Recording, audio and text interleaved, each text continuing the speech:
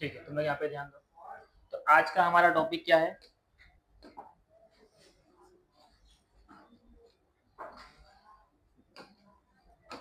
Today's topic is to column cash flow. ये हमारा chapter का दूसरा लेक्चर है। फर्स्ट लेक्चर में हमने क्या सीखा था? Simple cash book. इस चैप्टर में आपको सिर्फ ध्यान में क्या रखना है, अच्छी तरीके से फॉर्मेट, क्योंकि मैं आपको जितने भी टाइप सिखाऊंगा हर टाइप्स में फॉर्मेट में लिटिल बिट चेंजेस होगा। सिंपल कैश बुक में हम लोग सिर्फ किसका अकाउंट बनाते थे? कैश का। आज हम क्या करने वाले हैं? तो कैश बुक का टू कॉलम मतलब क्या होता है कि आपके पास एक कैश होता है और कुछ पैसा कहाँ पे होता है? बैंक में। तो हमने अभी सिर्फ जो एंट्री सीखा था वो सिंपल कैश बुक। साथ क्या सीखा था? आज हम किसकी एंट्री भी देखेंगे साथ में, यानी अगर हमने ट्रांजेक्शन्स बैंक के साथ किया तो उसकी भी एंट्री आज रिकॉर्ड होगी। उसी को हम क्या कहते हैं? तो सबसे पहले हम फॉर्मेट की बात करेंगे कि आपका टू कॉलम कैश बुक का फॉर्मेट कैसा होता है। Debit side and credit side. Debit side में हम क्या रिकॉर्ड करने वाले हैं? रिसिप्ट। रिसिप्ट के आगे क्या लिखा जाता है? Receipt number. फिर क्या लिखा जाता है? एलएफ। अब कैश और बैंक दो कॉलम है तो एक कैश कॉलम बनेगा और एक बैंक कॉलम बनेगा। फिर अगली साइड क्या है? क्रेडिट। वहां पे भी सेम डेट। यहाँ पे रिसिप्ट है और यहाँ पे क्या आ जाएगा? पेमेंट। पेमेंट के लिए क्या बनता है? वाउचर। तो वाउचर नंबर, एलएफ, कैश और बैंक। फॉर्मेट क्लियर है? पक्का। अकाउंट्स के अंदर याद रखना, फॉर्मेट के बाद अगर कोई सेकंड चीज इंपॉर्टेंट होती है वो होती है मार्किंग। क्या होती है? कॉमर्स पढ़ने वाले हर बच्चे को अकाउंट्स की मार्किंग करने आना चाहिए। अब मार्किंग का मतलब क्या है? आपको दिमाग लगाना है कि मेरे को जो ट्रांजेक्शन्स दिए हुए हैं वो डेबिट साइड में जाएंगे या। तो जब जब हम टू कॉलम कैश बुक या सिंपल कैश बुक करेंगे, हम पहले पूरे क्वेश्चन को रीड करेंगे और रीड करते करते क्या करेंगे? मार्क करेंगे, डेबिट में लिखना है या। अब इसको मार्क करने के लिए कैसे पता लगाया जाए कौन सी चीज डेबिट में जाएगी और कौन सी चीज क्रेडिट में? तो क्या तरीका है? हमने रूल पढ़ा था कि हम क्या देखेंगे, अगर कैश आया, अगर कैश चाहे बैंक में आया चाहे हमारे जेब में आया, आया तो क्या होता है? यानी ट्रांजेक्शन को पढ़ के आपको सिर्फ इतना ही समझना है कैश आया क्या जाया। अब गया तो क्या करेंगे?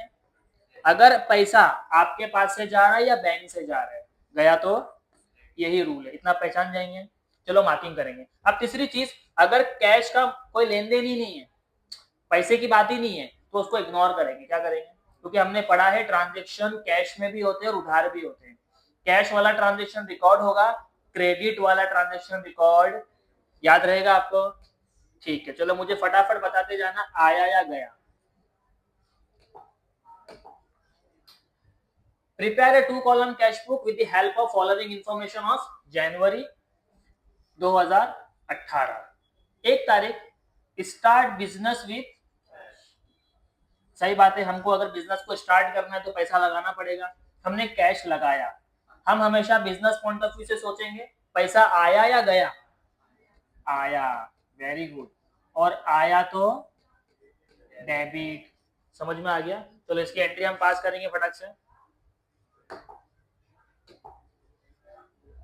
आया तो डेबिट। जनवरी का महीना 2018, तो तारीख कितनी? 1। जब जब बिजनेसमैन बिजनेस में पैसा लाएगा तो हम उसे लिखते हैं टू कैपिटल। क्या लिखते हैं?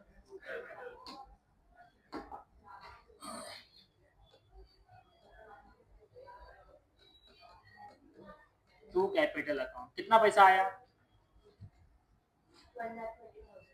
1,20,000।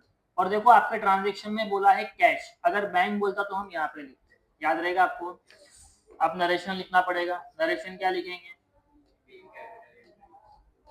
Bing capital introduced.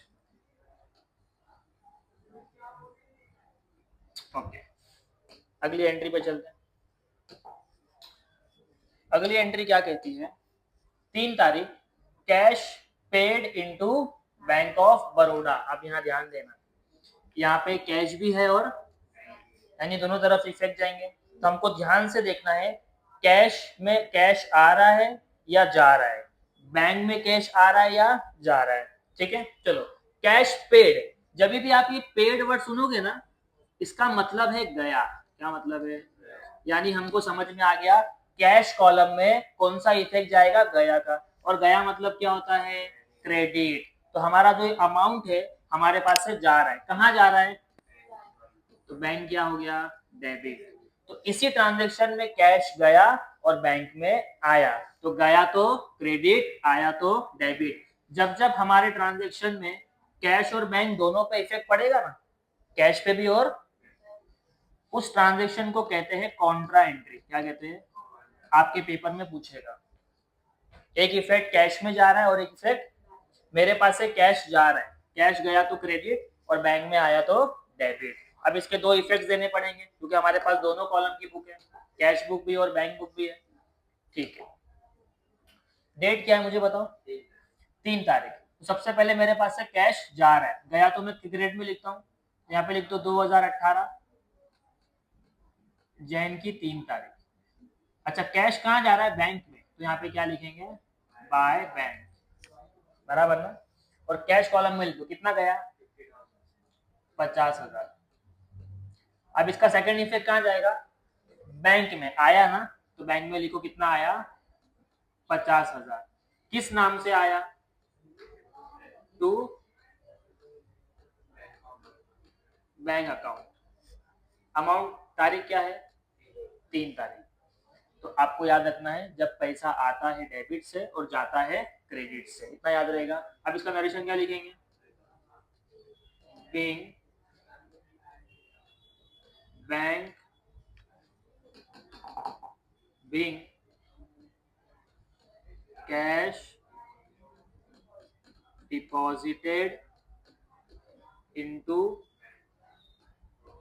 Bank of Baroda. Bank का नाम दिया है तो मेंशन कर सकते हो। ठीक है, यहाँ पे भी नरेशन लिखेंगे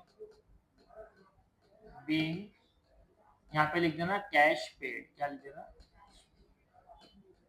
इनटू बैंक ऑफ बड़ौदा। ये समझ में आया क्या?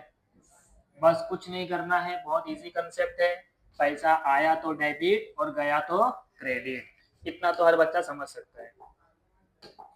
अगली एंट्री क्या है? 5 तारीख। Purchase goods from Sakshi on, हमने परचेज किया किससे? किस पे? उधार हो गया ना। हम उधार वाले ट्रांजेक्शन को रिकॉर्ड कर पाएंगे क्योंकि इसमें ना कैश है ना बैंक है, मतलब इसको क्या करना पड़ेगा? इग्नोर करना पड़ेगा। समझ में आ गया? तो ये एंट्री की रिकॉर्डिंग नहीं होगी। छठे पे क्या दिया हुआ है? Sold goods to Diwakar and receive a bearer cheque. हमारे चैप्टर नंबर 1 को याद करो। बैरर चेक मतलब क्या होता है? बैरर चेक का मतलब होता है, मैंने आपको बैरर चेक के डेफिनेशन में पढ़ाया था कि बैरर चेक हमेशा बैंक के काउंटर पे कैश हो जाता है, राइट? तो ये क्या हो गया? तो अगर बैरर चेक का इंफॉर्मेशन आया है तो बैंक वर्ड लिख के गलती नहीं करना। यहाँ पे क्या है? कैश है। तो यहाँ पे क्या बोला है? आपने सोल्ड किया। किसको सोल्ड किया? तो आपको क्या मिला? कैश रिसीव हुआ। रिसीव का मतलब आया, तो आया तो डेबिट। इससे आसान तरीके से हम नहीं सीख सकते। ठीक है, पैसा आया तो डेबिट, और डेबिट में इसकी एंट्री कर देंगे। डेट क्या है? 5 तारीख। और सेल्स किया आपने, क्या किया? 6 तारीख। To sales account. कितना कैश आया? 20,000। नरेशन क्या लिखेंगे? Be good sold for cash, इतना लिख सकते। ठीक है, आगे दिवाकर भी ऐड कर देना, कोई टेंशन। आगे बढ़ो। अगली एंट्री क्या है? 10 तारीख। पेड टू साक्षी अब बताओ पेड मतलब आया या गया? गया। गया तो कहाँ लिखेंगे? क्रेडिट साइड में। Very good. तारीख क्या है? 10। पेड मतलब बाय किसको पेड किया? यहाँ लिखो बाय साक्षी अकाउंट। कैश दिया तो कैश कॉलम में कितना दिया? 20,000। नरेशन क्या लिखेंगे? बीइंग कैश पेड टू साक्षी। समझा? पक्की बात है। अगले ट्रांजेक्शन पे आ जाओ। नेक्स्ट क्या दिया हुआ है? Check receive on December 6, 2018 deposited into bank. और आगे कोई अमाउंट नहीं। तो अगर कोई अमाउंट है ही नहीं तो उसकी एंट्री नहीं बनेगी। समझ में आ गया? ठीक है। उसके बाद क्या है? एक मिनट, हमको कहीं पे चेक आया था क्या ऊपर? हाँ, वेरी इंपॉर्टेंट। देखो यहाँ पे बोला है 6 तारीख। किसकी बात चल रही है? 6 तारीख। 6 तारीख को आपको एक चेक मिला हुआ दिखा, जिसकी हमने एंट्री ऑलरेडी की हुई है एज अ कैश। क्या की हुई है? डेबिट साइड में लिखा है। आज हम क्या कर रहे हैं? इस चेक को किसको दे रहे हैं? बैंक को। तो ये जो कैश है हमारे पास पहले आया था, अब हमारे पास से जा रहा है। तो गया तो क्रेडिट। क्या लिखेंगे? गया तो आने की एंट्री ऑलरेडी मेंशन है। अब हम क्या करेंगे? जाने की एंट्री पास करेंगे। गया, कैश गया आपके पास से। तारीख क्या है? 14। क्या लिखेंगे? अब बाय बैरर चेक नहीं लिखना, यहाँ पे लिखना बाय कैश। हम उसको क्या मानते हैं? कैश। तो कैश गया। कहाँ गया? बैंक में। कितना पैसा है? बात समझ में आया? तो 6 तारीख को आपको एक बैरर चेक मिला था। क्या मिला था? यही है ना बैरर चेक? हाँ, अगर वहां पे दिसंबर बोला है तो वो प्रिंटिंग मिस्टेक है, उसको जनवरी कर देना। ठीक है, वो प्रिंटिंग मिस्टेक है। फिर से सुनो, बैरर चेक को हम कैश मानते हैं, तो मैंने अज्यूम किया था भाई मेरे पास कैश आया। कैश आया तो डेबिट। लेकिन अभी भी वो मेरे पास है तो चेक के फॉर्म में ही है ना। मैंने उसको क्या किया? उस कैश को उठा के कहाँ दे दिया? बैंक में। तो कैश आया था तो डेबिट में, अब वो मेरे पास से कहाँ चला गया? बैंक में। समझ में आ गया? गया तो क्रेडिट। नरेशन क्या लिखेंगे? Being bearer check deposited into bank. ठीक है, तो उसको मिस नहीं करना। वहां पे अमाउंट नहीं दिया हुआ था, बट वो पुरानी एंट्री की बात कर रहा था। ठीक है, careful. Next, sold goods to Shivaji on credit. अभी मुझे आप बताओ यासीन, क्या इसकी एंट्री बनना चाहिए? उधार वाली चीज की एंट्री रिकॉर्ड कैश बुक के कॉलम में कभी नहीं हो सकती। Second, cartage paid in cash. आपने कार्टेज का पैसा दिया, आया या गया? गया तो क्रेडिट। डेट बताओ? 20 तारीख। बाय। अब वहां पे लिखा है कार्टेज, तो हम भी क्या लिखेंगे? By cartage account. कितना पैसा दिया आपने? 500। कैश कॉलम में लिख दो 500 रुपया। बात समझ में आया? Narration, being cash paid for.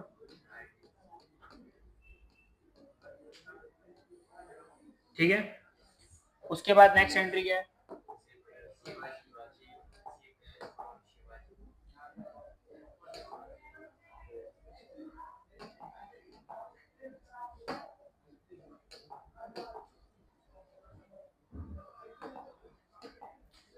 Which entry is going? This one. Receive cash. देखो समझ में आ गया कि भाई पैसा आया, और आया तो डेबिट। किसके पास से आया? शिवाजी के पास से। कितना आया? 12,000। डेट क्या है? 22 तारीख। पैसा आया तो डेबिट में लिख दो। 22 किसके पास से आया? To Shivaji account.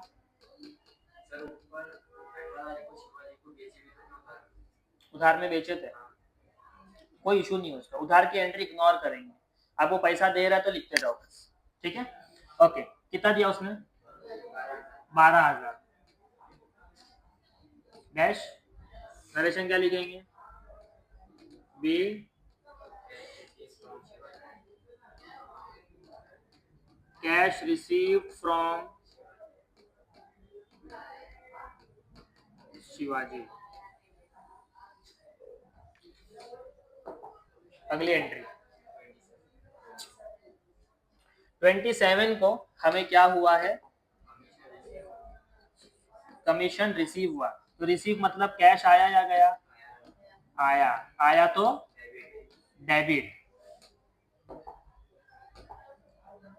डेट लिख दो 27, यहाँ लिखो 2 किस नाम से आया? कमीशन। तो कमीशन लिख दो। कमीशन अकाउंट कितना आया? 5,000 आया। कैश कॉलम में लिखो डैश बीइंग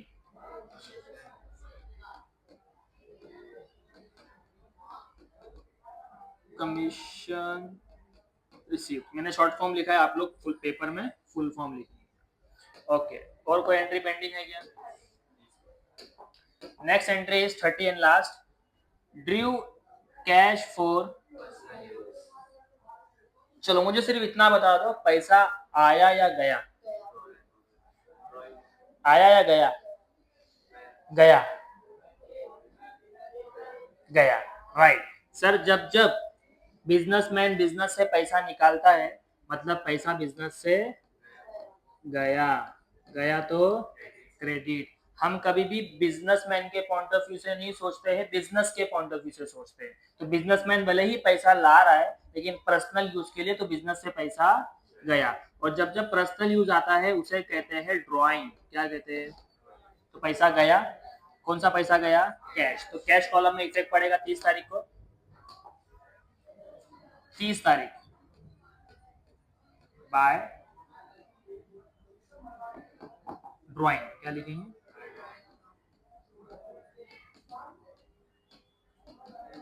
अमाउंट कैश गया 2,000 का। नरेशन लिखेंगे बीइंग अमाउंट या फिर कैश, जो लिखना है। Drew for personal use. Question खत्म, डन। अभी हमने लास्ट लेक्चर में टैली नहीं किया था, तो आज जैसे टैली करा रहा हूँ सेम उसको भी आप लोग टैली कर सकते हो, ठीक है। देखो अभी हमारे पास एक डेबिट साइड है और एक क्रेडिट साइड है। इधर कैश बुक है और बैंक बुक है, इधर भी कैश बुक है और, तो आपको ध्यान में क्या रखना है?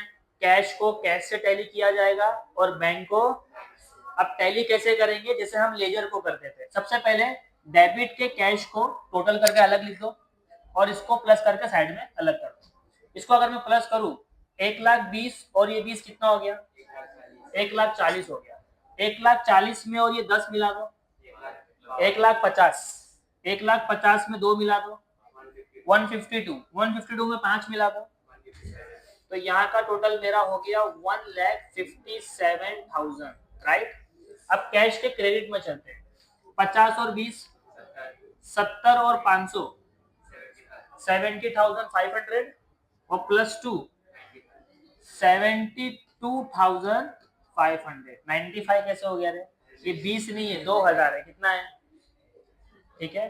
अब देखो ये वाला कैश का टोटल और वो वाले कैश का टोटल में दोनों में से बड़ा कौन सा है? तो रूल क्या कहता है? जो टोटल बड़ा होता है उसको दोनों तरफ लिखो। तो हम दोनों तरफ क्या लिखेंगे? कैश कॉलम में 1,57,000। यहाँ पे भी क्या लिखेंगे? 1,57,000। हमें यहाँ कहीं पे एक बैलेंस आने वाला है। वो बैलेंस कैसे मिलेगा? इसमें से ये माइनस कर देंगे। चलो 1,57,000 को माइनस करते हैं इसमें से। 0 में से 0 गया 0 0, ये हो गया 6, ये हो गया 10। 10 में से 5 गया तो 5, 6 में से 2 गया तो 4, 15 में से 7 गया तो 15 में से 7 नहीं जाता है, 15 में से 7 गया तो, ठीक है। तुम लोग अभी 11th क्लास में हो, इसको 0 बना के इसको 15 करने की जरूरत, वो 15 ही है। समझ में आया? ये देख इसने मैथ्स लिया हुआ है। 15 में से 7 गया तो कितना बचा 8। तो यहाँ पे कितना आएगा 84,500। ये बैलेंस किसका मिल गया कैश का। अब सेम बैंक को भी करते हैं। बैंक के यहाँ पे देखो 50 है और यहाँ कुछ भी नहीं है, मतलब मेरा यहाँ का टोटल कितना दिख रहा है डेबिट साइड का। बैंक बैंक के वहां पे कितना है 20, तो 50 बड़ा है, 20 माइनस हो जाएगा, बचा कितना 30,000। ठीक है, तो 50,000 जो बड़ा होता है उसको दोनों तरफ लिखो पहले, इधर भी 50 और इधर भी 50। 50 में से 20 गया तो कितना बचा 30 बच गया। इसे कहते हैं बाय बैलेंस क्रेडिट। तो अगर आप चाहो तो ये जो हम लोग कैपिटल की एंट्री पास करते हैं ना, जब बिजनेसमैन बिजनेस में पैसा लेकर आता है तो यहाँ पे कैपिटल की जगह पे क्या ले सकते हो टू बैलेंस ब्रॉट डाउन, क्या ले सकते हो। समझ में आ गया, दोनों भी एंट्री सही है। तो ये ओपनिंग बैलेंस था हमारा और ये हमारा कौन सा बैलेंस है क्लोजिंग बैलेंस है। अब इसकी डेट क्या लिखेंगे जनवरी के महीने की आखिरी तारीख, यानी जैन की 31। अब आपकी कॉलेज में क्या कराते हैं, जैसे कि ये जो क्लोजिंग होता है इसको ओपन करने भी बोलते हैं। तो ओपन कैसे करेंगे हम लोग इसको, अब सपोज करो थोड़ा सा मैं इसको ऊपर कर लेता हूं।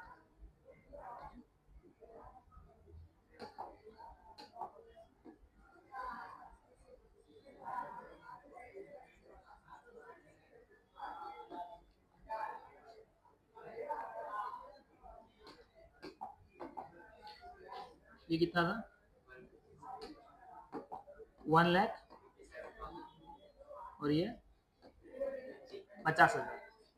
तो ये जो बैलेंस है ना ये ठीक इस टोटल की नीचे वाली लाइन में आएगा। यहाँ पे डेट लिख देना कि जनवरी के बाद क्या आता है फरवरी, तो 2018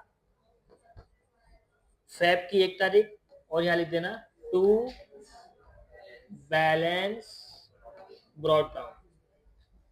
कितना है ये है 84,500 और ये है 30,000। समझ में आ गया।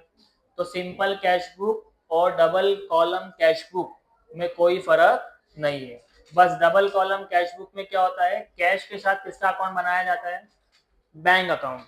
हमने एक एंट्री पढ़ा, उस एंट्री में एक इफेक्ट कैश में गया और एक इफेक्ट कौन सी तारीख की एंट्री है वो 3 तारीख की एंट्री बराबर, एक ये वाली और एक ये वाली।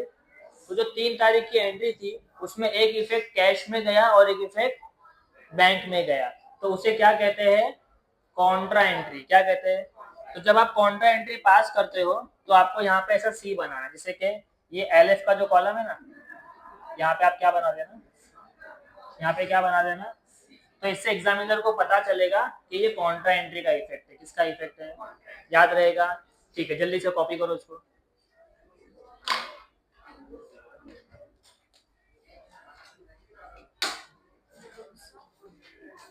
स्टॉप करते हैं हल्का सा कर